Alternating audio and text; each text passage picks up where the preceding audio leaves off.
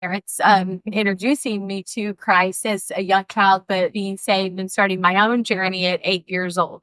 What do we know at 8 years old? Love Jesus. We do know that, and that sets the foundation and the roots. I'm very thankful to have grown up in a church that is very Bible oriented with what it says in here, what we teach from here, from the Word of God, and to have a church that focused on teaching us the Bible, the actual going to Sunday school at each grade and breaking it down so we understood. I called it a story. When I was a child, I think of things very simplified, and these are different stories that God put together to show us how to, you know, run our lives. And the examples in here is so we can relate to those in our everyday life. There's a couple of things, or a couple of verses that I really lean heavily on, and I'd like to share those few with you today, just before I start talking about my story a little bit. Matthew 17:20 is the first verse, and you'll see that on the shirts. It says one tiny seed. Matthew 17:20 says, so Jesus said to them, because of your unbelief, for assuredly I say to you, if you have faith as a mustard seed, you will say to this mountain, move from here to there, and it will move, and nothing will be impossible for you. And if you don't know, a mustard seed is the smallest seed that we have on the earth. And if you can picture, I can't even, it is so tiny to see how tiny that seed is. And that's all the faith you need in God to get through this life.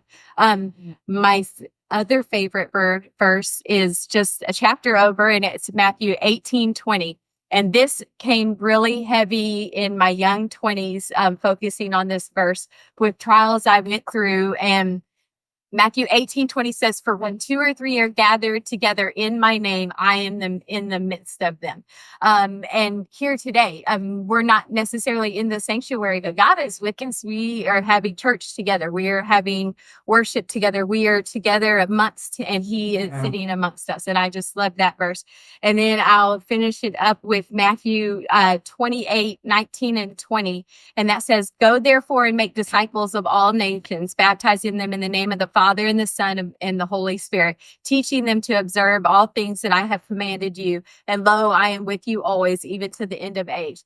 And that is one of the biggest things, because I feel like what God is telling us through those verses is have the faith in him, and then get together with your community, with your friends, and then disciple and share his word from this. Those are the 3 things he wants us to do. And if you're at those beginning stages, and not sure exactly where to start, I would like to point you, let me turn it through real quick. I'm sorry. Then I'll not read any more verses. I lean on Ephesians 5, chapter 5. It's walk in love, walk in light, and walk in wisdom.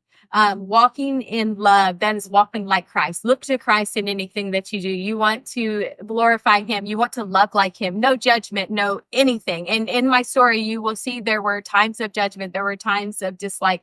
But walking in love, going through the journey that I did, has taught me, you don't know what it's like walk a mile in my shoes. If you want to know what it's like, we don't know what anybody's going through. And so always use love. When we walk in light, I think God is telling us, we're born into darkness. We're born into a sinful world. We're born with Satan attacking us. But walking in light is having God's light shine through us so others see him in us. And that's what I try to do. I'm not perfect. I will tell you, I'm human. We all fail. But walking in light and having God's grace lets people understand that it's okay to fail, because he's there to pick us up. And then the last is walk in wisdom. And what I look to in the part of walking in wisdom is it in the Bible? Did God command us here? And this is where we get our wisdom. And yes, it's sharing amongst each other, but where do we go to feed our minds? And it is in the Bible. And that is the most important part, is I have to feed my soul in order to feed others. And this is where I turn to. Okay, so not enough about it, but to move on.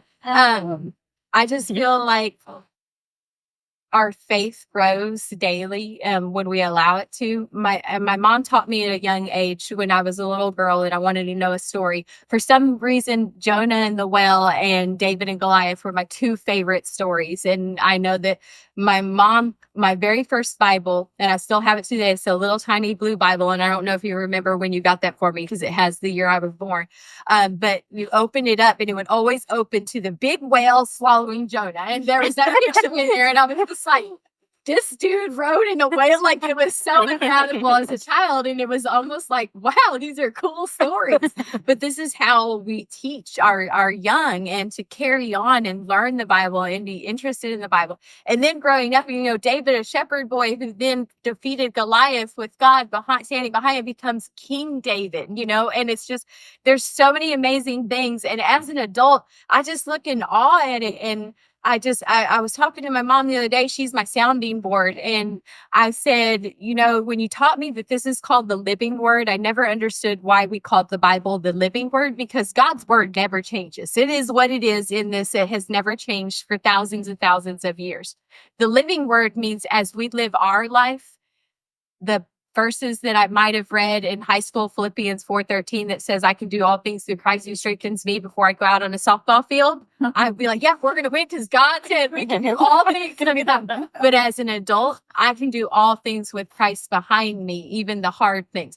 Those verses kind of transform us in different ways and how we understand them throughout our life. So we're always evolving. We're always living through the word, but it doesn't change. The word hasn't changed. It's our experiences that change us and how we relate to the word. So that's what I'd like to share about my relationship with God through the Bible and studying the Bible.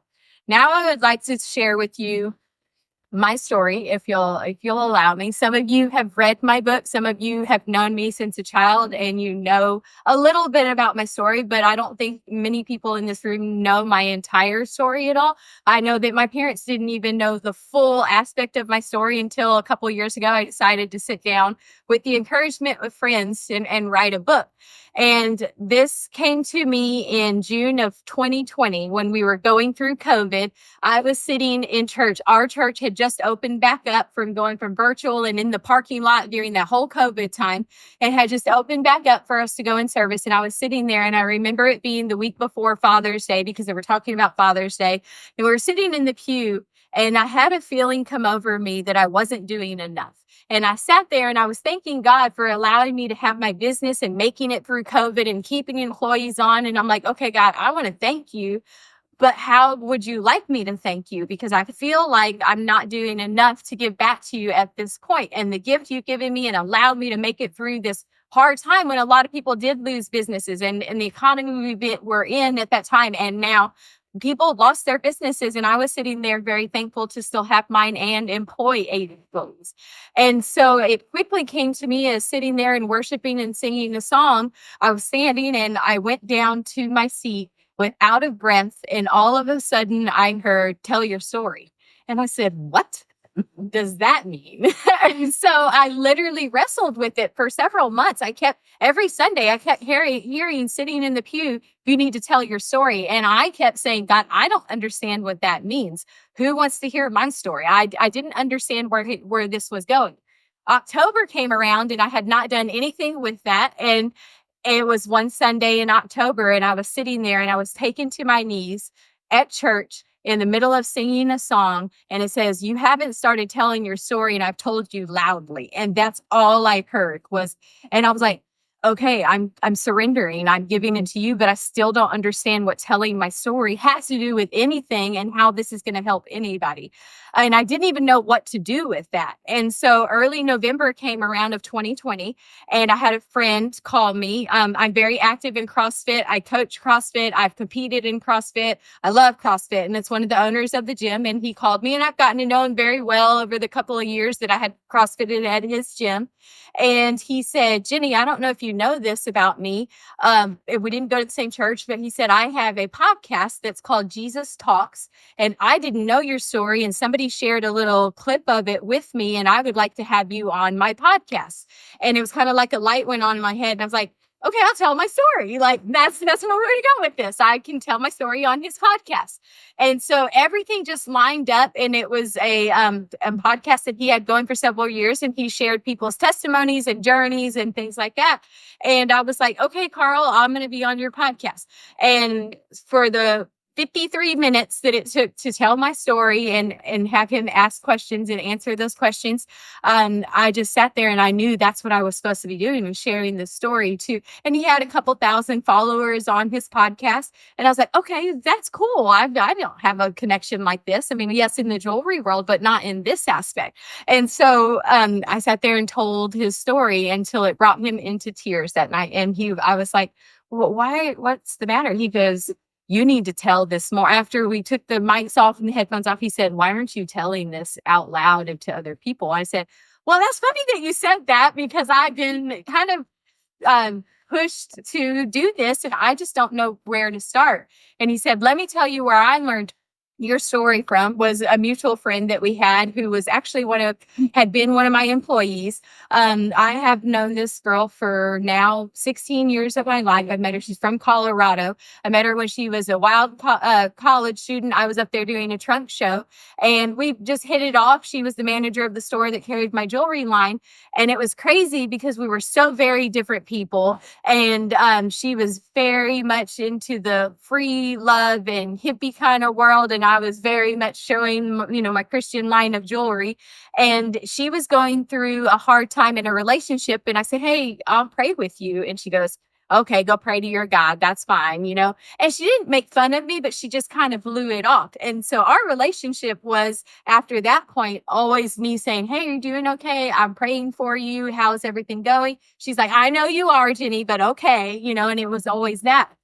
Fast forward 13 years and I get a call from her one day. I hadn't talked to her in a few months, and she had just gone through rehab and she almost lost her life. She had moved to Texas and she almost lost her life to alcohol and drugs, and was found at 2 a.m. one morning roaming the streets of Austin. And her dad and her fiance at the time got her into a rehab, and she was there for about 3 or 4 months. And I was the first phone call she made, of course, after her fiance and her dad. And she said, Jenny, I need to talk to you. I need to tell you something. And she told me, hey, I'm living in a sober living house. This is what I'm doing. I would like to come work for you. She said, I found God and you were the reason. And I needed to let you know that. And I said, well, how? I haven't even seen you in about a year. And she said, because I just kept hearing your voice, that you were praying for me and I would get through whatever I was going. And I was like, that was God talking to you. That wasn't me. She said, but you never gave up, nor did you ever ridicule or judge me for anything that I did. And she goes, I'd like to help you tell your story.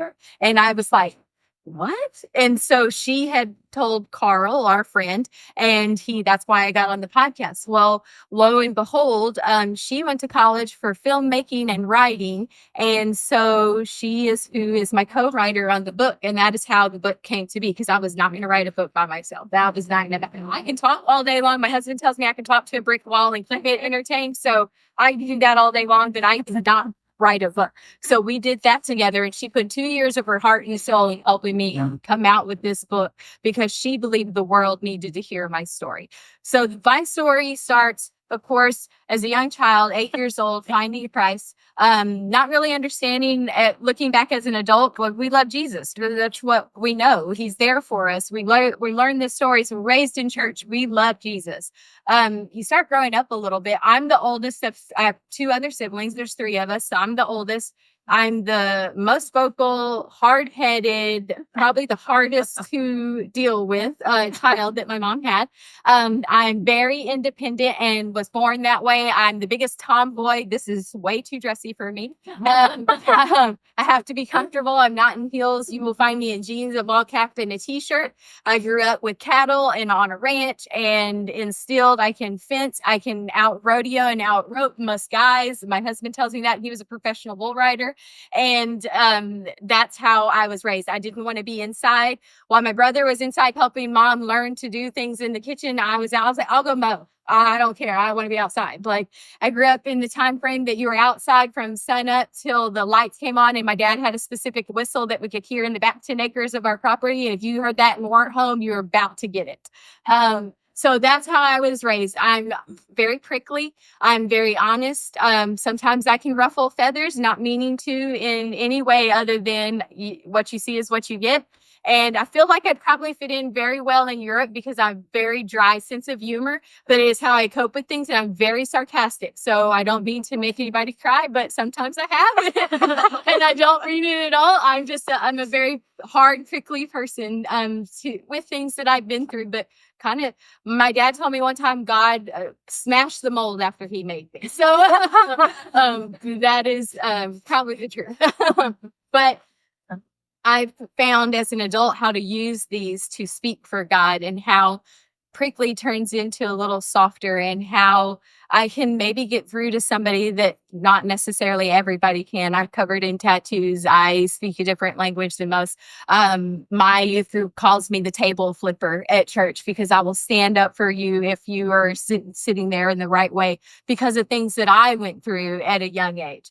At 17 years old, of course, I love my parents to death. My mom is my sounding board. We have the most beautiful relationship, my siblings and I, my entire family. In fact, my mom has 3 older brothers, and one of my aunts is here today, who they were like second parents to me. And the moment I had my daughter, took her on as their own as well. And the family that I come from, that's what it was. We got through things by leaning on each other, and that's what we do. And that's all I was taught was, you might not like what they did, but they were family, and you better show up. And that's how we do, is we show up for each other. My mom and I did this a lot when I was in high school. I was the oldest, so I was the one that was teaching her how to be a mom. She was 21 years old. That's still young. And I feel like learning this with my oldest, I feel like we grow up with our oldest when you have them in your young 20s or earlier. Like, you're still learning life. This is your first one. You can't mess up. You're learning together. And that's what mom and I did. And we very much clash, because I tell people I'm a gypsy. Like, I'm a free soul. I just want to be out doing whatever. My mom also always told me that I was very good about, and I don't take this in a wrong way at all, but I was very good about bringing home strays, cats, dogs, people. It didn't matter. Like, I just brought people home. Like, and it was always those that needed something, that were lacking something. And they gravitated, and I always just would be like, well, I want to help them. I want to do this. And it was because of the way I was raised that taught me to do that. And I find that a very beautiful thing as an adult. So needless to say, at 17 years old, I'm senior in high school. It is October. We started school in late August. And we ruled the school. I have like 2 off periods. I was, all my core classes were done. I was taking college credits. I was doing everything that I could.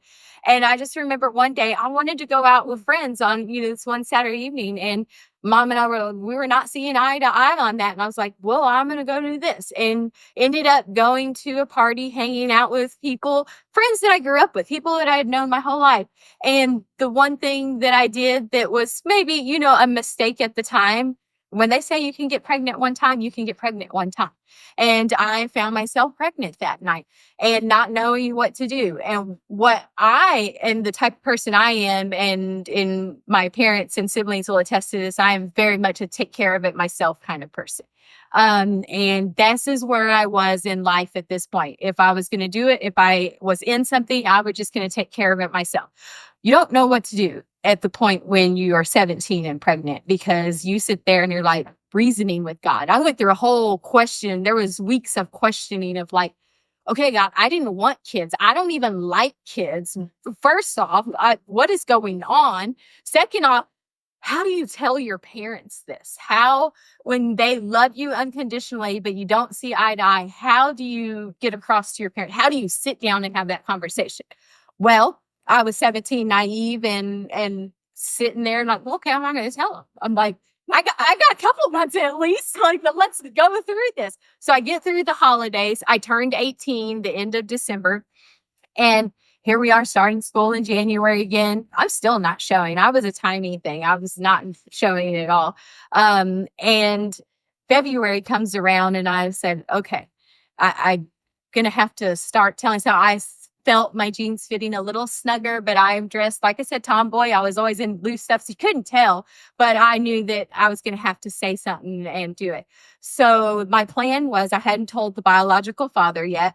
And it was somebody I knew since elementary school. We were in high school together. He was a grade below me in school. I mean, he played basketball. Like it was a group of friends. And it turned into sitting and telling him in this week of February. And it was, I believe, a Tuesday at lunchtime. And I told him, and he took it pretty well. He was the first person I had talked to about it. And I shared it with him, and he said, it's going to be okay. Like, we're going to get this figured out. We weren't dating. We were friends. It was just, I didn't really date in high school. It's just, I had friends. And so he reassured me, and I was like, okay, I'm going to tell my parents. I did not tell him this, but that night was going to go home, and I'm like, okay, I told him, okay, what's the worst? They're going to scream at me. I'm going to go home and tell them tonight. So this was a Tuesday.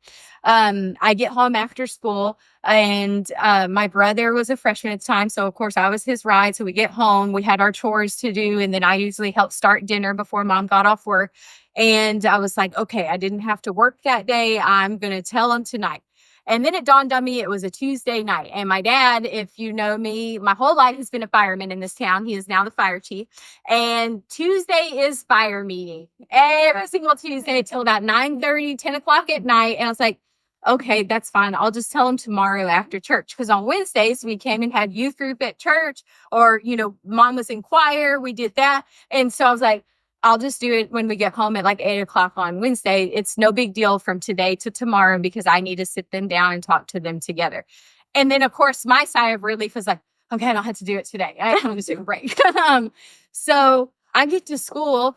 My brother rides with me every morning to go to school. That morning, a Wednesday morning. And my brother, of course, is arguing with me the whole time because, of course, we're not getting along at all. I mean, he's one of my closest friends now. But at the time, who has siblings in here? When did you get along in high school together?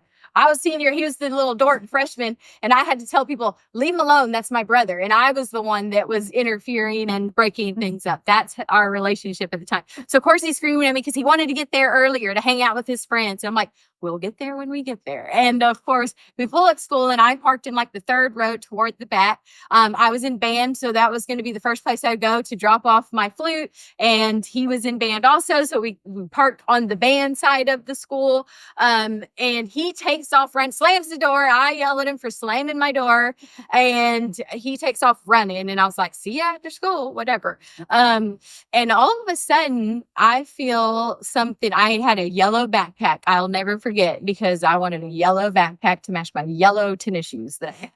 And I feel something grab behind, and I was like, who is messing with me? And the next thing I know, I'm thrown into the back seat of a car. And I was like, I have no idea what's going on at this moment, because I literally just got out of my car, and my bearings were completely off. And then I look up to see somebody getting in the front seat as I'm thrown across the back seat of this car. And I see that it's the biological father and his sister driving the car, and they speed out of the parking lot. And I'm just like, what is going on? Like, I'm just confused on everything that's going on at this time. And they pull out on 351, and I'm like, what is going on? Like, are we getting breakfast? This is a weird way of y'all like talking to, what is going on? And his sister turns to the corner in the back seat and said, we're going to go take care of the problem you found yourself in. And I said, what does that mean? I'm naive at this point. Don't get me wrong. I know the world. I know things that happen. But at this point, I'm like, you're talking crazy. What is going on? And next thing I see, we're headed to Corpus. And no cell phones at this time. I have a pager. That's what we had in the 90s, was pagers. If you're that old to remember that. So we could keep that on vibrate at school and nobody knew. And so, well, what was a pager going to do? I couldn't call anybody from it. You could only send messages to it. And so I'm like looking through my back. I'm like, I don't understand what's going on. Until we get an hour down the road and we pull up to a clinic in Corpus. And I'm pulled out of the car at this point, and we go in this doctor's building, and they go get paperwork. They're talking to somebody up there. And that's when I felt the presence of God with me. And I will say, being a rebellious teenager and going through, I was talking to God. I was like, please don't let me be pregnant. Please don't do this. It wasn't the relationship that I have now. And of course, at that moment, I was like, okay, I'm feeling with me, but I don't know what's going on, but I'm going to stay calm. And my mom has always pointed out that I'm the more chaotic and more hectic a situation is, the calmer and more organized and put together I am. And that's just something that I've always been able to do. I work well under pressure. And so it wasn't really freaking out other than what is going on. And then I realized that this clinic offered abortions. And I'm like, okay, first off, I'm not doing that. I was raised, whether my parents were going to yell at me all night and not talk to me for the next 6 months, who knows? But this is a child of God and this is a baby, and I'm not going to have this done. But I don't know what to do at this point other than this calmness came over with me. And I was like, okay, well, God is with me. I'm going to figure this out. The nurse comes and calls me back. My saving grace was I had turned 18 years old and I was not married to him. And so when they asked who it was, the name, and they had filled this paperwork out and they were trying to pay cash, so no insurance was needed, I was able to say, it's just me. No, we're not married. I don't want him coming back. So I was able to get to the back room by myself with this nurse. We go to a private room and I immediately say, I don't know what they've told you, but I don't want this done. I'm not here. I'm not necessarily against my will, but I was. But this is where the first time that I should have realized, and when I do give talks, especially to high schools and youth groups, and speak up, yell, get out of a situation. I was naive. I was like, no, I'll be fine. I just need to leave. Like, I just want to go. I don't need to call anybody. She was now trying to call the police. I'm like, no, I don't need police involved. Yes, have the police involved. Do it every time. No, I didn't. And I should have known better, but I was where I was. That's all I knew. And I just wanted to leave. Doctor comes in and I was like, I don't want this. I don't know what to do. Get out of this. I just want to go back to school before anybody knows. I just need to get home. And he said, okay, and this is where I kind of go fuzzy. I feel like God kind of took over completely, and the doctor and nurse talked, and I literally feel like I sat and stared at the wall, and there was this weird bird picture on the wall that I remember staring at, and I still know what it looks like to this day. Don't remember the doctor's name, but he was so very calming. And the nurse comes back out and we leave, and the sister stands right up and comes over and says, is there anything we need to know? Is everything taken care of? And they're like, no, I'm sorry. Her lab things are off. We can't do anything. This is not going to work. She's too far like this. And I don't really know what's going on. I just can hear them talking, and I can just see the sister getting really mad. And all of a sudden I feel a pinch under my arm to like go outside and get in the car. And I'm just like, all right, well, can we go back home now? Like, let's get back to school. Like, so there's no speaking. I'm in the back of the car and I'm just sitting there. I'm like, hey, we're on the way home. I know the way. And so we pull back into town, and I'm like, we got a couple miles and I'm back at school. Let me just get to school. And if you're from Beeville, you know where Veterans Memorial Park is. The 200-acre park is what we call it. I grew up playing softball there. I mean, you're from the area, you know what scrub brush is. You can't see in that park from the road. You know the park is there, but you can't see anywhere. And you know how big it is. Well, we're driving by there, and all of a sudden, instead of turning to go to school, we turn in the park. And I'm like, why are we going to the park? Can we just go back? I'm like, what are we doing? Like, I'm just in my head, I don't have a softball game. What is going on? And we go past the baseball fields and softball fields into that very back right-hand section where you go down the little creek, and it is so secluded. And there's this little jungle gym and swing at the time. And I was parked and ripped out of the back seat of the car and thrown on the ground. And I will tell you right now, this is when God stepped in big time, because he started beating me in my stomach. All I see is this. All I can see is laying on the ground and being hit in the stomach and being told that they were taking care of the situation.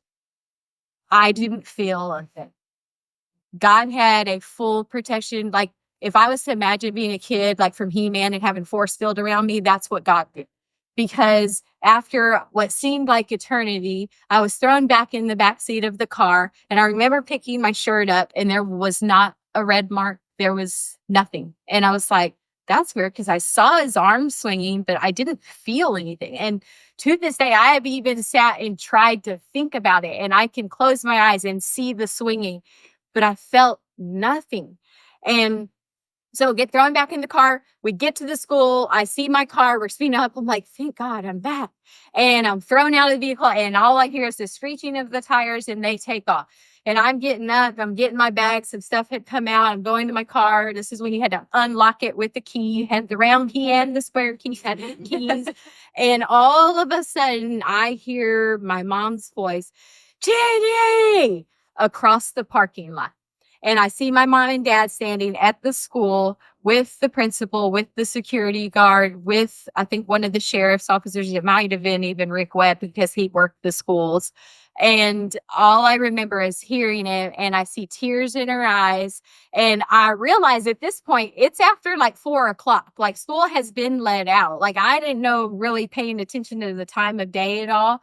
But the school had called. And I still don't really know how. They have not asked her how they found out, but I'm sure the school called and said, our car's here. She's not here. What's going on? Because I was very close to our security guard. Like, he was just one of those really nice guys. And you're like, hey, Jenny, every morning, just we're a small town. We know everybody. So I remember hearing that the biological father of my baby had a brother who was in school that they had pulled out for questioning and I don't know what he revealed. I don't know if he knew what was going on that day, but got out of him that basically that we had gone to Corpus or something. And my mom thinks that and I can't speak for her. I don't know what she thought, but she asked if I was okay. And I said, I didn't go through with it. And that was the last words that we said that evening. And my parents embraced me, and we were all in tears, and we went home. And I don't really even remember talking the rest of the time other than a bunch of crying, because number one, I was stripped of the opportunity to tell my parents in my way. And number two, I can imagine being a parent now, the heartbreak that you feel for your child, knowing that it's not the most ideal situation. And yes, this baby is a blessing from God. She is not a mistake, nor have I ever thought that. But to understand your world of your child is torn apart, and knowing what the world really is like and envisioning, how is she going to do this? And she is 18 years old and almost done with school. But they were there, and I did not speak up to my parents that night, and I should have. And I know that y'all are not a young crowd in here, but when I do speak to younger crowds, is something happens, speak up immediately. I can't express that enough. I didn't tell them anything about my hands being laid on me. I just knew I was okay. The next day, I did not go to school. It was a Thursday. My mom, I know, had been on the phone, was calling OB, like getting everything lined up and doing things. We weren't really talking, but she made sure I was being taken care of. And I had an appointment. We needed to check to see how far along I would, just certain things, and got that all lined up. That Friday, I returned to school, and I don't remember the exact date, but Valentine's was either happening over the weekend or that Monday. And our school did these carnations where you could buy for like $2 and send a note and a carnation to somebody's class for them. And I remember getting a couple of different carnations. And one was from a group of girlfriends that I had. They were like, we're praying for you. I can't believe you if you need anything. And I was like, okay, my friends got my back. They have my side.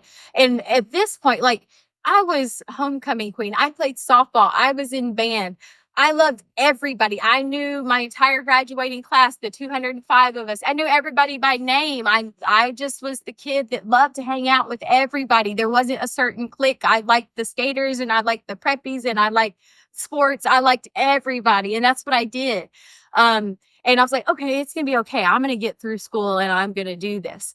And that day went over well, and I got a lot of looks in the hall, but I wasn't really showing yet. So I guess it wasn't really in the mind, other than it came out that I was pregnant, but it was a Friday.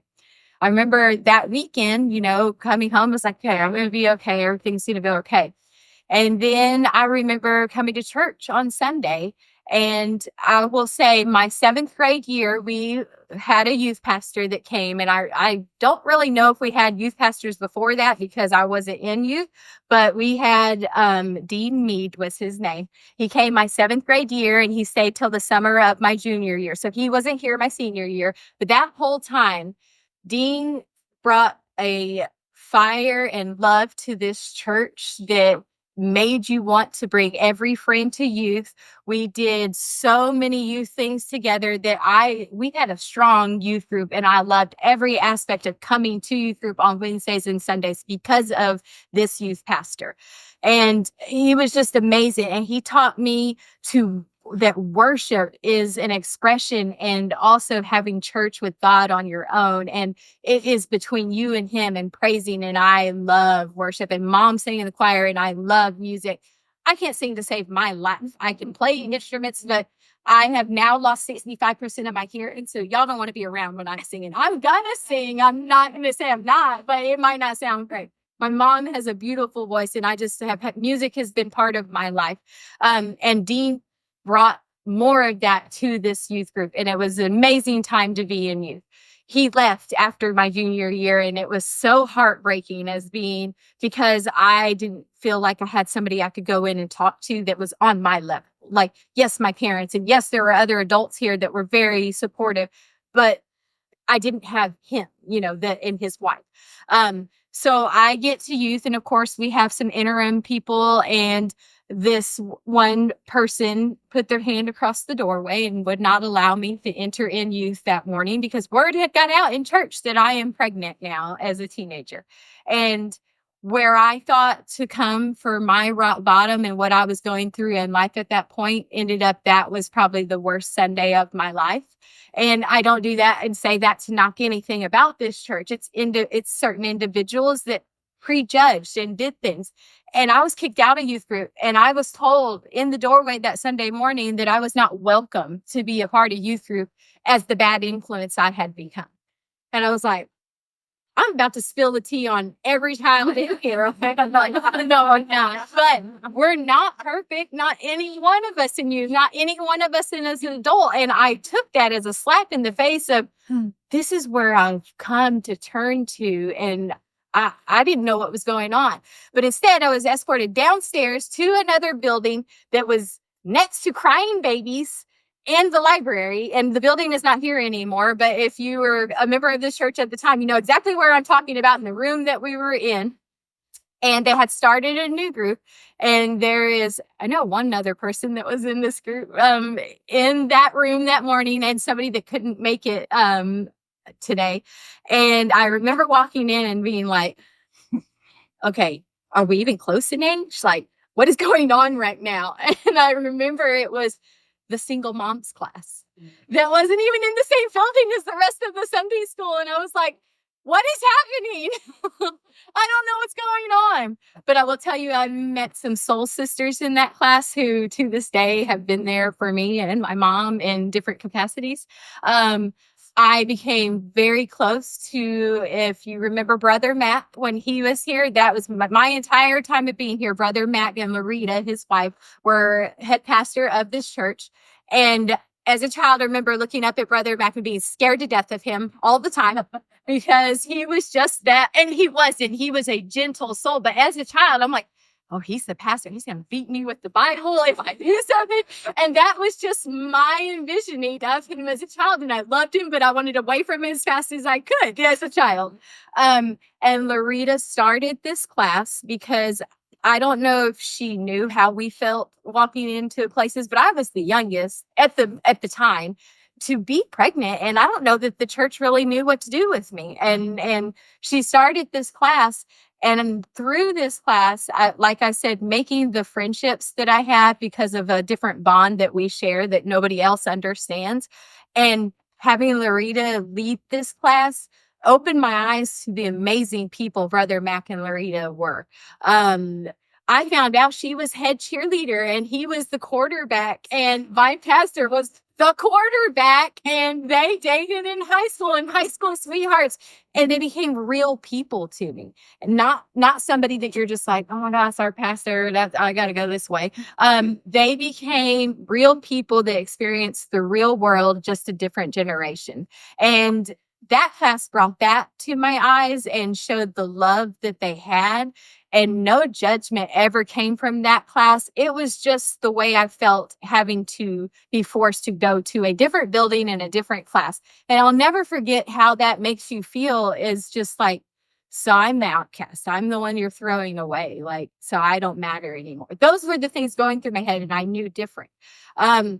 I can't speak on my parents' side, but I'm sure there were certain things they went through that I'll understand because I have children, but won't understand because I was going through a different path. So not only was now I'm having to the place I thought to turn, but that was where I was feeling a lot of rejection and snickering and things going on. But that I will teach this to anybody. It's called church hurt, when you blame the church, when it's certain individuals. And that's one thing. I walked away for a little while of not going to church in my young 20s because I had had enough. And then I grew up and realized it's not the church. This is the place we do come. It's the 2 or 3 individuals that shouldn't speak for the 300 are there behind you. But as a 20-year-old or 18-year-old, you don't know that. And so that's something I try to express when I am teaching young adults and youth is, just because the one person does this, remember, you've got 1,000 behind you. So people will always fail you. And I can't reiterate this enough. People will always fail you. I will always fail somebody, but God never will. And that is the biggest thing I try to get across people is I'm never surprised anymore, but I do take a step back and be like, maybe I need to pray for them because they're going through something. So I look at it different now. But at that time, it was a hurt that I had never felt before. Because it was just, I felt like the outcast. I felt like the women in the Bible, the woman at the well, using that story, her town was outcast. But then I realized and stood up, no, but I got God on my side. So who can tear me down? And that's what let me hold my head high the rest of the time. Going back to school on that Monday, same thing. The biggest rejection I've ever felt. Didn't feel it on that Friday because I was like, oh, okay, they're my friends. They still care. I have one of my closest friends in the room right now who stood by my side the entire pregnancy. There was about this many people from my class that stood by my side. And the couple that I thought would and didn't was the most devastating thing in the world. And then I just realized, keep my head up because I've got these others that stepped in and stayed by my side. School was school. It was just school. And I knew what it was. I was getting laughed at. And the bigger that I got, I was being ridiculed. The thing that got me about this town, I learned to be much more vocal and stand up for myself, even though I was independent before. This made me become a little harder, I guess, in high school. I was called into the principal's office one day and we had Mr. Johnson, Wayne Johnson. I think he's passed away now, but he was my absolute favorite. He was there my freshman through senior year. That is it. He was there those 4 years. And he was the most incredible principal. And my counselor was Mary Joy. And they called me into the office. And the first thing was, am I okay? Do I need to talk about anything that had happened the week before? Is there anything they could do for me? They had my back. And I didn't really understand what that meant until then the office door opens and some suits walk in and it's our school board trying to take me to the alternative school, which I don't know what it's called, Conley School, or it's downtown, but they had just kind of opened that and they wanted me to leave campus and finish the rest of my senior year, which I had February through May, at this campus because I would be safer. And I was like, I'd be safer. I looked at him literally and said, what does that mean? That is where everybody that does drugs and is in gangs goes. How am I going to be safer? I know who's there. And they said, well, walking the halls pregnant in a school is not ideal. I said, ideal for y'all. And I said, they never offered to have my parents come into this meeting. I never thought to because that was a whole nother thing at home that I was going through and trying to walk around on tiptoes to make sure I was starting to try to do things right at home. It was just a hard time. So I was just like, no, thank you. I said, what are your grounds? And I started standing up for myself. And Miss Joy happened to have my grades and slid it across the table and said, she's an honor student taking little credit and graduating with gifted honors is the word she used, and slid it across the table and then backed up. And they said, well, we're going to have to meet and talk about this, but we really think next week you should start going to before you really start showing. Somebody runs into you in the hall. I'm like, I'm pretty sure I'll hold my backpack up front. Like, I'm good. I can walk the halls of the school with people that I know. This happened for weeks after week after week. I would get called into the office again. And finally, the last time, it was probably mid-March, late March. And I said, I'm not going to go, and you can't make me because of my grades. I have done nothing wrong. Nobody has ever been called. I said, I'm not going to do this anymore. And Mr. Johnson and Mrs. Joy stood behind my back. And I remember seeing her smile and shake her head. And she goes, I knew that mouth would come in at some point. I was kind of left alone after that. And I just remember I'd get called in the office periodically after that every once in a while, but like, hey, are you thinking you only have this much time left? Why don't we do this? And I'm like, I don't want to go to no school. I want to stay here. And they're like, well, we heard that some people were making fun of. I'm fine. I can deal with people. It made me tougher. So as I'm going through that, the biological father has come back and written me a note of apology and just tried to keep on. And of course, what do? I accept his apology. And I'm like, well, I'm having a baby. That is the father. I have to do the right thing. That's what you're supposed to do. And in my head, I kept thinking, okay, she has me as a mom, but I have to let him back in. Like, I have to. And promise not to ever do anything like that again. He didn't know what overcame him. And of course, what did I do? I took him at his word. And so that was going good. He'd walk with me in the halls. I was just like, whatever. I mean, I don't know that this would ever go anywhere, but like this, it is what it is. He said sorry. He hadn't done anything else. He's got me lunch. He went and got this for me. He's really trying to prove himself. Then it turned into graduation time. And I'll not forget, because I was 8 months pregnant, and May 25th was going to be our graduation day. And I got called into the office one more time. And there was a couple more people that I hadn't seen before, new administration, whatever it was. And they really thought it would be best that I come to graduation, but I sit in the stands with my family, and they would give me my diploma afterward. And I said, why? I kind of looked at them because I was sitting front row. Like, why can't I graduate at our stadium? Well, it is on the football field with the grass. What if there's a hole and then you got to go up steps and walk across stage and come down? So what if you fall? You're like really showing. And I'm like, I can walk. Like, never have I had an issue walking. And so literally that whole week before graduation kept pleading with me to sit in the stands, and they would just hand me my diploma. And then we got up to, well, you can sit in the row with your friends, but we'll just skip over you and then give you your diploma afterward. I'm like, why? Like, and of course, my whole time I'm just acting, I'm like, why? I can do it. And I knew that it was an image thing. And I was like, no, I'm not going to let you take this from me. I had like 30 hours college credit that I earned during high school, and I had honors, and I wasn't going to let you take that from me because that's something I still controlled and the grades that I made. So we get there. My mom handmade my dress for me because, of course, nothing fit. And I bought 3-inch wedge shoes. And I was on and I walked across the grass just fine, my 3-inch wedges up the stage. I hugged Mr. Johnson and Miss Joy, did not shake whoever the school board was hand, and walked down stage and went back to my seat and graduated. Went to project graduation that night, had a great time.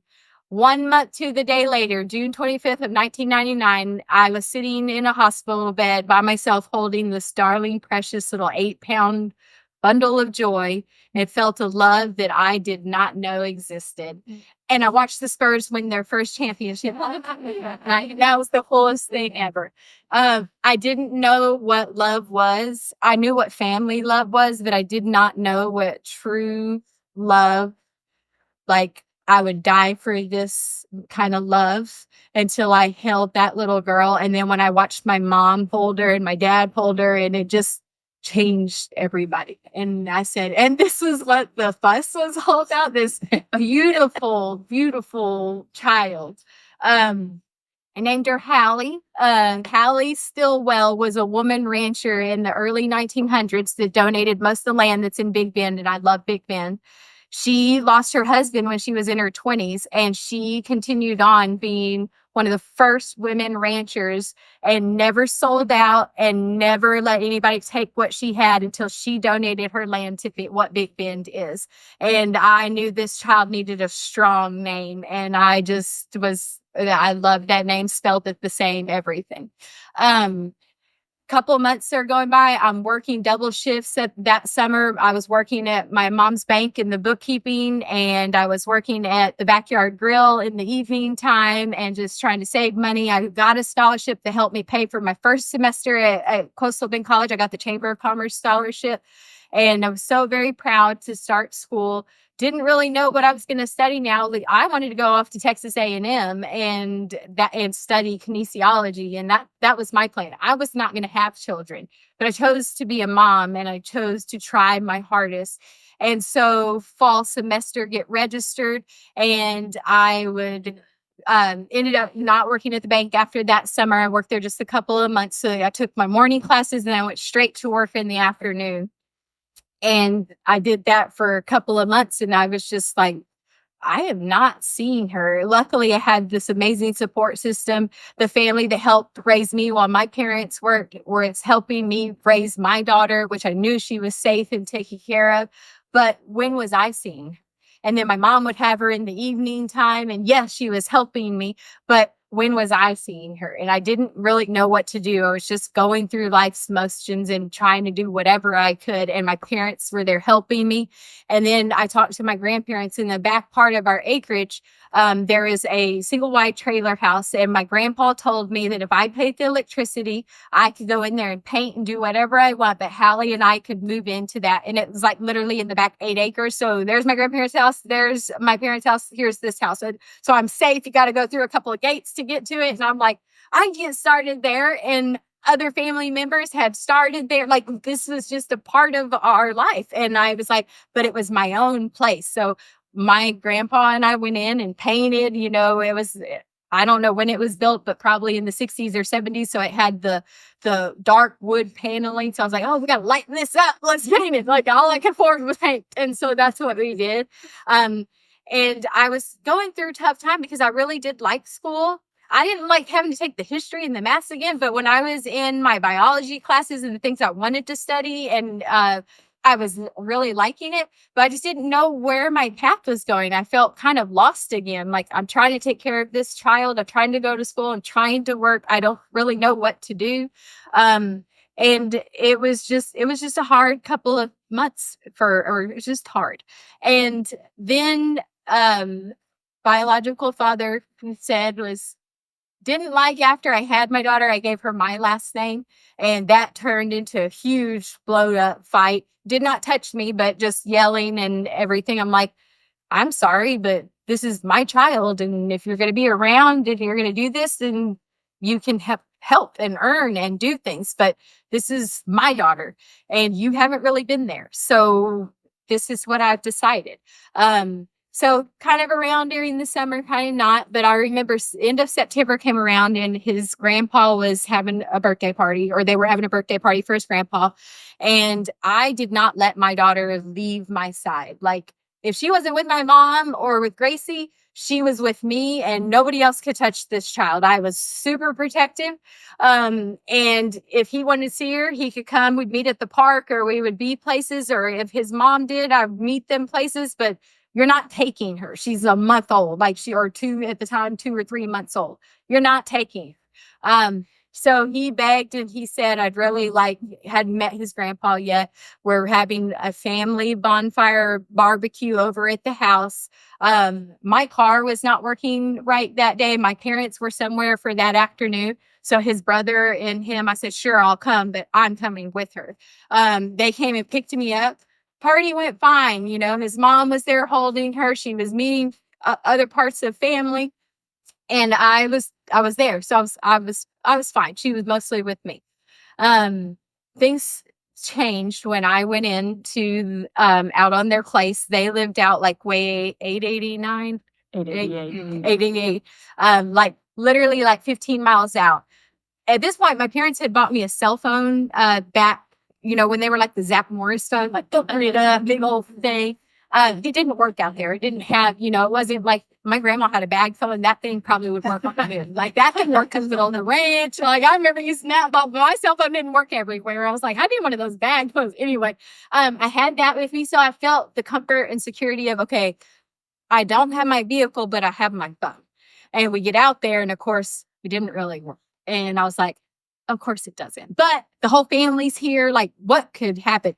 And I just had that sense of something in my stomach, like something's off. Like, what is going on? And of course, I'm just young. I'm like, well, I'm here. So what can happen to you? Nothing. So we're good. I go in to make a bottle in the house. Everybody's outside. His mom follows me in and she's like, hey, I'll take her and feed her if you want after you. I said, okay, sure. I'll be right back out. I'm just going to clean up the mess that I'd made. I'd mix some formula.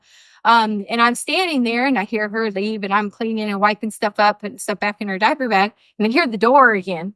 And the next thing I feel is a knife to my throat. I feel a cold blade to my throat. And I'm like, what is going on? And I kind of turn and I feel it kind of hit in a little more. And I see that it's him. And all I can see out of kind of the corner of my eye is like pin shot eyeballs. And I'm like, and let me back up a little bit. By this point, I have found out he is on cocaine. He is on drugs. He's dealing drugs. Like there are some paths that I kind of know about, but I'm like, still thinking there's family here. What's going to go wrong? But I see that his eyes are very pinpoint. And of course, with my uncles being law enforcement and my dad at Fire Mahalla, there are things I know that probably shouldn't have known at a young age, but so glad that I did to look for what to do. I will tell you, there are some things that my parents taught me from very young. And that is if you're ever in a situation, whether it be a gun situation or somebody threatening your life, your first response, you need to stay calm. Like I knew to stay calm. I knew to try to talk him down. I knew this person. Like I've known in my own, not whole life, but my school life.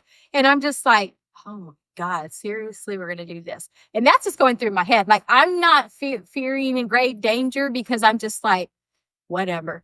And the second thing is what you're supposed to do if after the calming and just trying to stay calm is to get away. If you can't get away, you try to hide and get away, kind of go in that second category. And I'm thinking, can't really get away. Not just yet. Can't hide. I'm in the middle of nowhere. And then the third thing is when your life is in danger, you fight till the end. And so those are the things running through my head. This is what my mom and dad have taught me my entire life. So I'm just like, stop. Like, I'm just trying to, and he's still got the knockdown. I'm like, cut it out. Like, what are you doing? And he's just kind of like weird and giggling. And he's like, let's go over here. And so he pushes me to this back room, which is a bedroom down this hallway. And I mean, I can remember the footprint of this. We go by, here's the bathroom right here, a bedroom, a bathroom, and it's the very end, that back bedroom. And I remember the glow of the TV being on and nothing else. There's not really any lights. If you're from South Texas, you know, you cover your windows in foil. So can't see out the windows because there's foil on the windows. It is like dusk now, getting dark, but not dark yet. And I see the glow of the TV and I remember the movie The Mummy with Brendan Fraser was on because I looked at that TV and I remember, hey, I hadn't seen that. And so I kind of made a joke. I was like, hey, are you watching this? Have you seen it yet? Trying to keep it lighthearted, trying to figure out what's going on. To this day, I have not been able to watch that movie, but it's on and he is not saying anything. I'm like, what is going on? He forces me to sit down on the bed.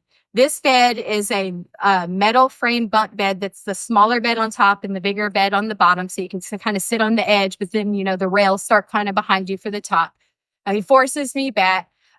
He assaults me. I have a couple scars on my arm. He takes the blade and rubs it down my arm where it cuts enough to make a scar, but not, you know, anything terrible that needs anything. I can't really see. I just kind of feel the blood on my arm. And after he finishes assaulting me, he kind of gets up and he's chuckling and making a noise. And he was like, I'll never forget the words. He said, you know how easy it is that I could kill you and nobody would ever find your body out here because nobody knows who you are and how are they going to find you? And all I could think at that moment was, Hallie, Hallie. And then all I heard in my head, as loud and crystal clear as somebody screaming in my ear, was, it's time to fight. And so I grabbed the top rungs of the bunk bed part and I kicked him, like mule kick is what my family called it, as far as I could across the room using those rungs. And I heard him hit the wall and the knife fall and hit something. I know he doesn't have the knife. And I know my only chance at this point was keep fighting. That's all I heard. I kept hearing keep fighting. I just started swinging. And if you know me, my dad and I used to have punching contests when I was a kid in the army who would give up first. And usually it was my dad. So I was taught to punch right. I don't slap. I don't claw. I will fight you. And so I remember fighting and he's trying to grab me and smack me and do stuff. I remember, but not really, him biting me on my arm and like tearing into it. And that's when I was able to get his face and kind of heal him. And I remember feeling like blood come out of his nose. And I remember to just hear in my head, fight, fight, fight, Hallie, fight. And he finally gets to the ground and I cannot see much other than from the glow. I get out the door and I run as fast as I can outside, and Hallie's in her little mobile playpen and I scoop her up, and his brother sees that something is wrong. Like, I don't know that his family knew. I don't know what was going on, but his brother knew that something was wrong, and he grabs the keys and I run to the vehicle. I said, I need out of here now or I'm taking off running as fast as I can down the road, and I'm just holding Hallie. And we get in the car and we start speeding up, backing out of the vehicle as he's stumbling out of the house with a bloody nose and white shirt. And I remember seeing blood running down his face. And I remember taking a deep breath. At the moment, I couldn't see it behind me anymore. But then I remember the worry of, what's his brother going to do? Like, what's going to happen? He takes me home. And he said, I don't know what's going on, but he was not in on anything. He kept telling me that on the way home. But at this point, I'm living out in the little trailer house. So I get out there, and I don't think my parents were home yet that evening because I kind of looked up there and didn't see the lights. And I remember sitting with my back so get in, lock the door, get her to bed. And then I remember taking a quick shower, cleaning off everything, just making sure I've bandaged my arm. And I remember shutting the door, putting my rocking chair, or I had not a rocker, but like a lazy boy kind of thing, and shoved it against the main door. And then my bedroom door, I had a little chair and I put it up under it and I was setting up against it with my back against the door. And I remember it was the longest night of my life because I didn't know if anybody was going to drive up my driveway, follow me. I didn't know what was going on. And I remember staying awake all night long and just staring at her sleeping in the bed and making sure she was okay and she was safe. And the next morning, my grandpa came driving up because my grandparents were going to watch my daughter. I had to work a double shift at the restaurant. So we were open in the morning until 2, and then we closed and then would open at 5. So I was working the morning shift in the back prep room, and I was a little shaken up. And I remember thinking, well, I've got to work. I've got to make money. And I get back there and say, well, at least I'm working in the back room today because I don't have to deal with people. I'm breading onion rings. Like, I don't have to deal with anybody or talk to anybody. I'm back there all by myself. And we would put things away during that split time that we closed, got through the shift, and it was time to kind of mop and clean up my area. And I always remember we wore jeans and t-shirts that say Backyard Grill. And I pulled my sleeves up like this because I get hot, and I was sitting there mopping. And the next thing I know is that somebody came up behind me and went to talk to me and grabbed my shoulder. And I turned around and went to punch.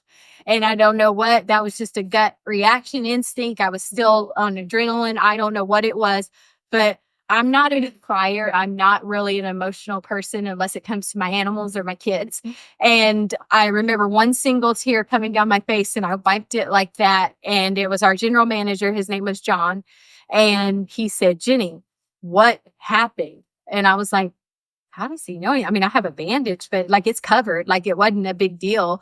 I mean, a Band-Aid covered it. So he wouldn't have said. I said, what are you talking about? And he pointed to my arm where I had pulled my shirt in, and you could see every single tooth mark from the bite. And I didn't know that. Like, I don't know if I was in shock. I don't know if I didn't see it, but it looked like, what do you call it? Like the blood blisters when you pinch or do something and you could see every single tooth mark.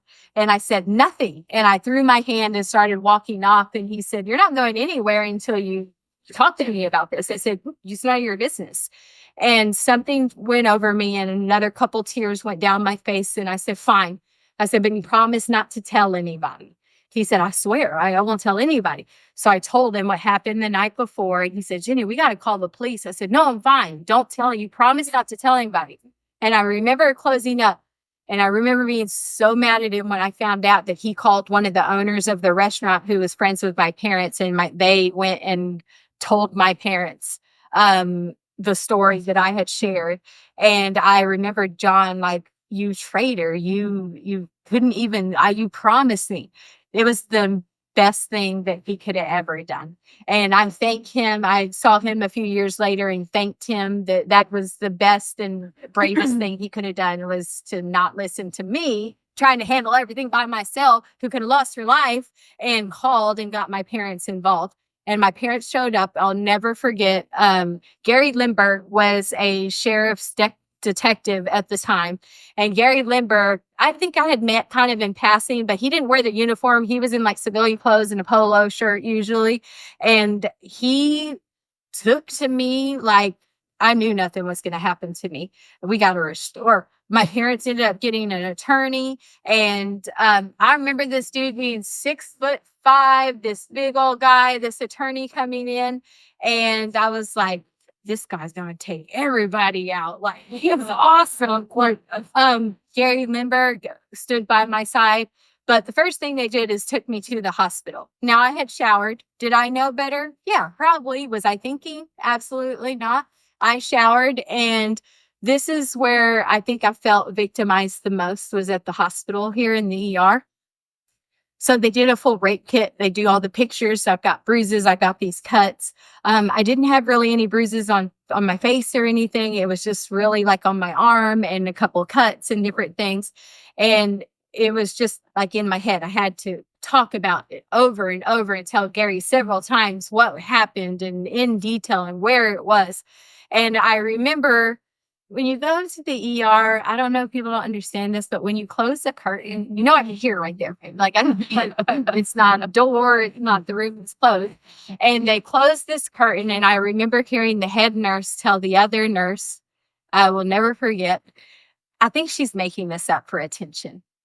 And I said, and her reasoning, and the nurse said, well, why would you think that? I mean, she does have a bruise. Well, she's not crying. She's not even like talking about it. She's not hysterical.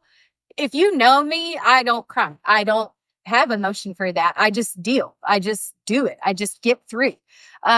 So the fact that I was like, why am I doing this? Why am I sitting here? Why am I going to give a statement? See, this is how it was when I got pregnant. Nobody wants to listen to what I have to say. Nobody cares. Like, they don't believe me. What makes you think anybody else is? And that's what went through my head. And that is definitely not okay. People react to different traumatization in different ways. Mine is to get mad and to hold it inside and then think about, okay, how am I going to get through it? And how am I going to handle it? That's how I do it. Some people cry. Some people can't get through without hyperventilating. That's okay too. Those are all perfectly normal responses of going through something.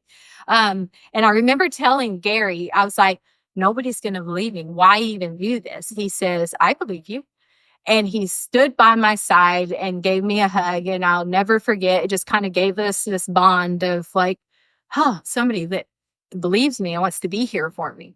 Of course, my parents believe me, but they're your parents. Like, you have to. Like, when somebody else steps in and wants to protect you when you haven't had that outsider and stands up and gets between you and anything else, that's what is amazing.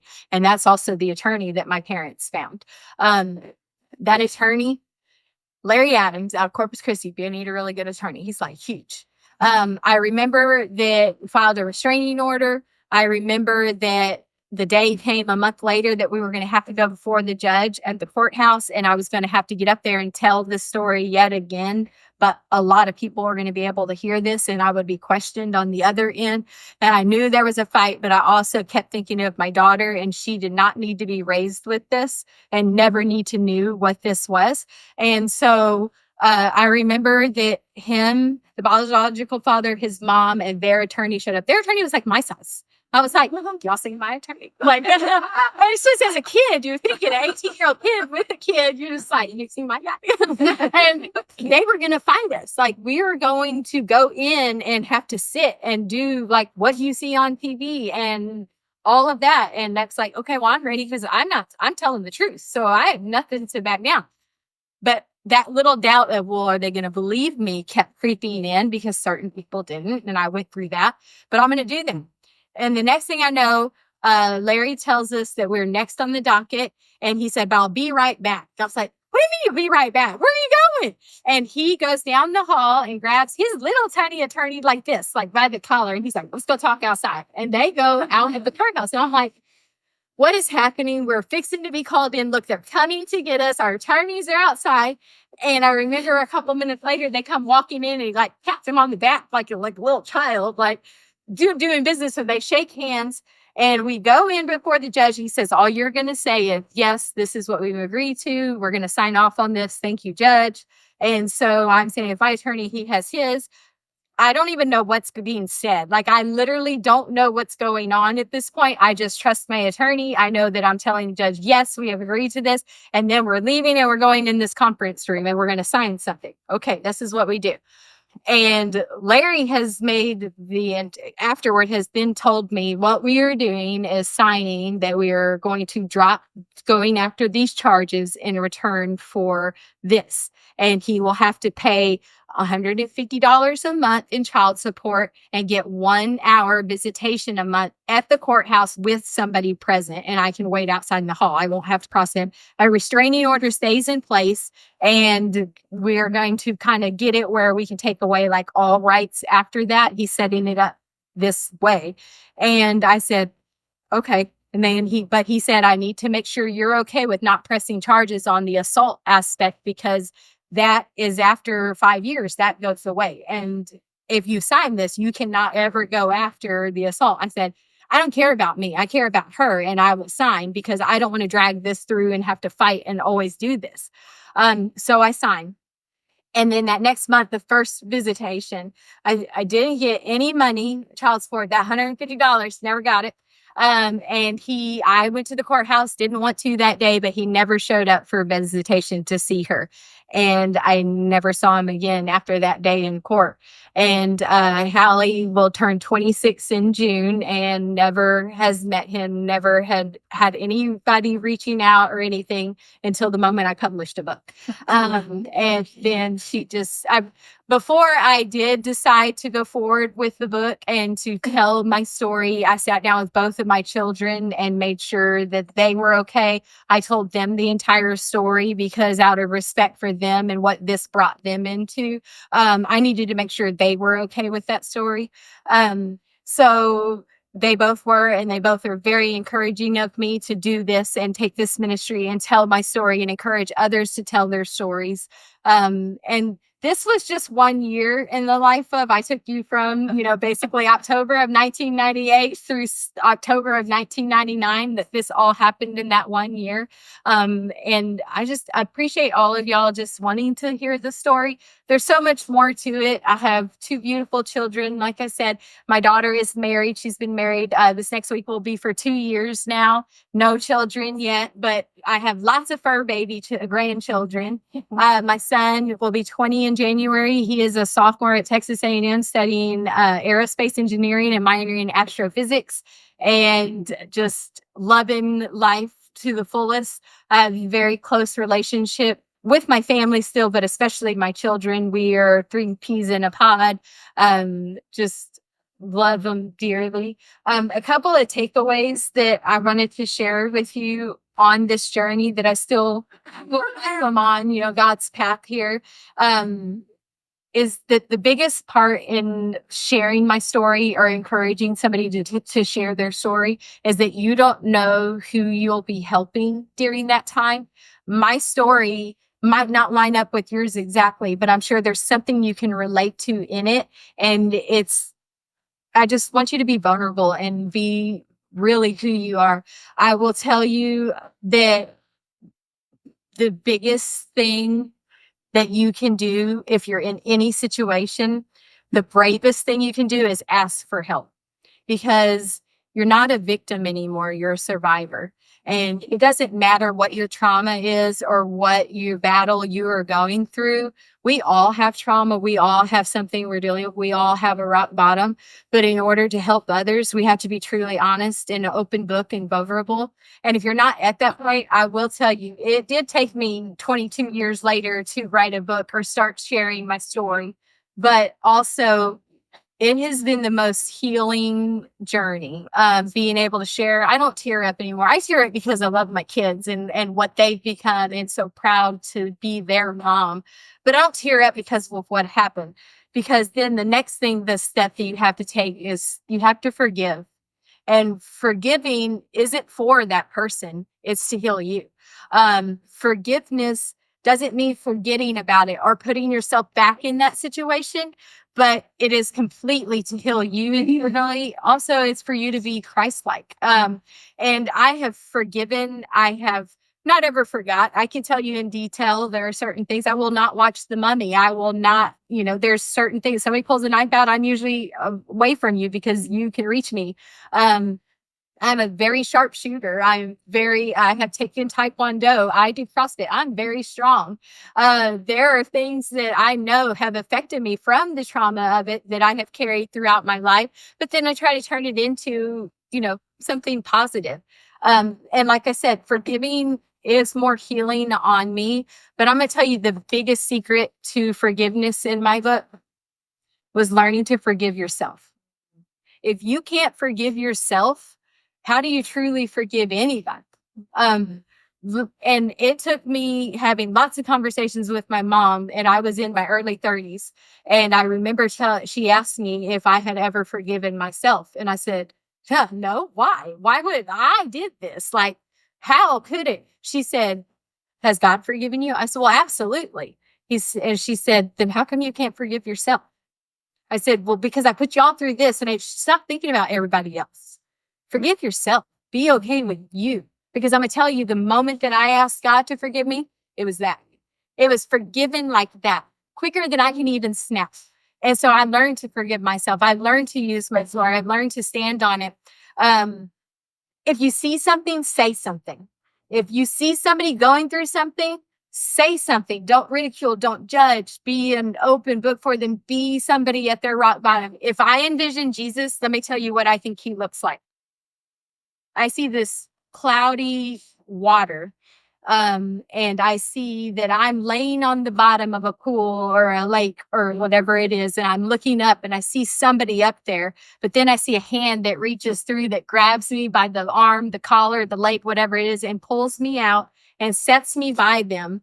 And when I can't walk, it's because they're strong enough to let me lean on them, and I'm walking side by side. And that's what I try to be for people. It doesn't matter what you've been through. It doesn't matter if our stories don't have anything in common. We all have something. We all have trauma. But let me be that strong person for you. Let me walk with you. Because the moment that it's like riding a bicycle, the moment that you start getting stronger, I'm just going to hold on to the seat. And then the stronger you get, I'm going to hold on with one hand, and then I'm going to let go. And then you're going to be on your own. And hopefully then you're going to be the strong person to help somebody else through. So if you see something, say something. It doesn't need to necessarily be called 911, but say something to that person. Ask them, because most of the time we're going to say, no, I'm fine. I'm good. When somebody says I'm fine, they really are breaking down on the inside. Don't listen to I'm fine. And say, are you really? Like, keep at it. And then the last thing I want to say is be a stone. Be a stone. And what I mean by that, if you are looking at the river and I'm this stone and I'm thrown in the middle of the water, I'm going to sink to that bottom. I don't really know what's going on around it, but I'm going straight down. I'm heavy. I'm sinking. But that ripple of whatever I've done or whoever I've loved or whoever I've met, hey, are you doing all right? Those ripples then go from that person and ripple out to the next and the next. And the next thing you know, my little pebble stone that created right here in the center, that ripple has hit each shore and the ripple doesn't stop. And so when you see somebody going through something or that just needs a hug sometimes, just be the love, be the light, and be there to guide them on the way. Just be that ripple effect. And I would like to end with, I want to let you know how exciting I feel that God has each of us here for a purpose. If you are breathing, you have a purpose. Every breath you take, you have a purpose.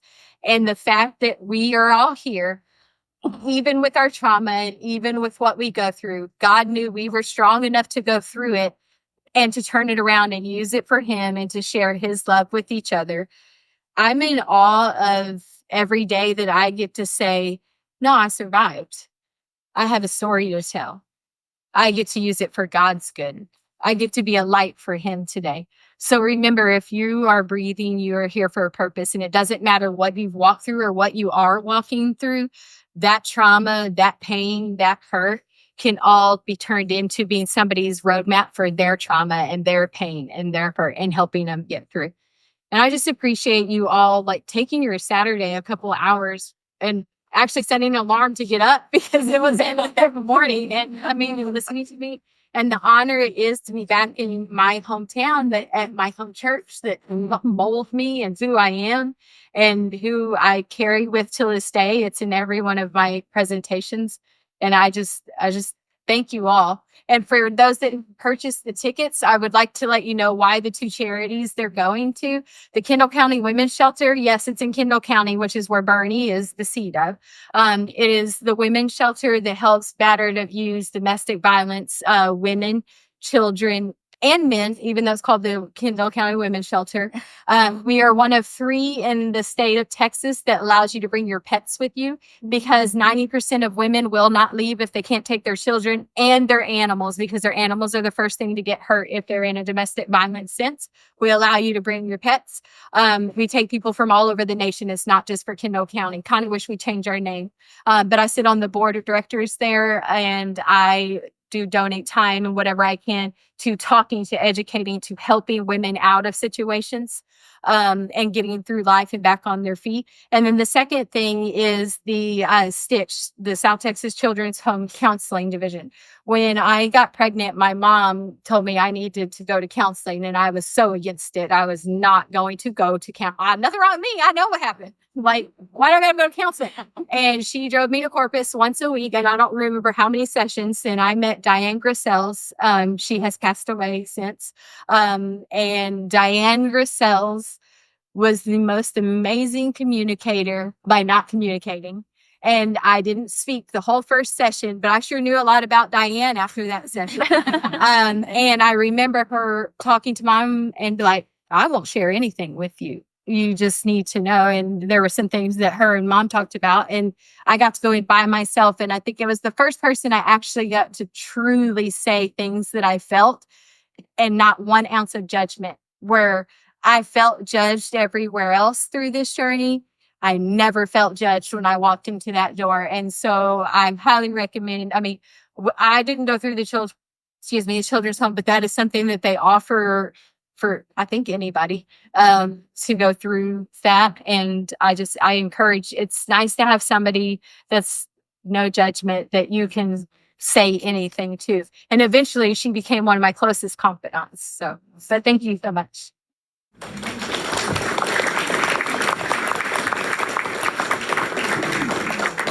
Isn't that good stuff? I'm so glad to have you. I've been so excited about this Saturday morning and having you here to do this that I drove back at midnight so that I could hear I could not dare miss that. So exciting. And I think Jenny is a perfect picture of how God takes whatever we've been through and he uses it for something beautiful. He just makes beautiful things out of all kinds of broken pieces. You're a beautiful, beautiful mosaic of what God's doing, and you're a stone that's touching all kinds of lives. And we're just glad that we get to see it and be inspired by it. That's what we've got to do too, is use our story to make a difference. Jenny has some things at the back really cute t-shirts and sweatshirts and jewelry and all the things. If you want to look at that, she'll be back there. So be back there, give her a hug, tell her we love her, and be faithful in praying for her ministry, because she is touching lots of lives in all these different things that she's involved in right now. So we as her home, let's be faithful and pray for her as she goes out and does great things. Let's pray before we do that, okay? Father, I just thank you so much for Jenny. I thank you for the heart that she has for you. I thank you for her willingness to just open her hands and open her heart and say, Lord, whatever you want to do with me, I'll do it. And thanks for all the lives that she's able to touch and work in. Thank you for her sweet parents and what we all can learn from them as well. And Father, we just ask for your blessings on her ministry, for you to strengthen her and give her wisdom, and let your words just flow through her. Help us to be inspired by her story, and for us all to go out into this world and be stones and leave ripple effects wherever we go. We love you, Jesus. It's in your name I pray. Amen.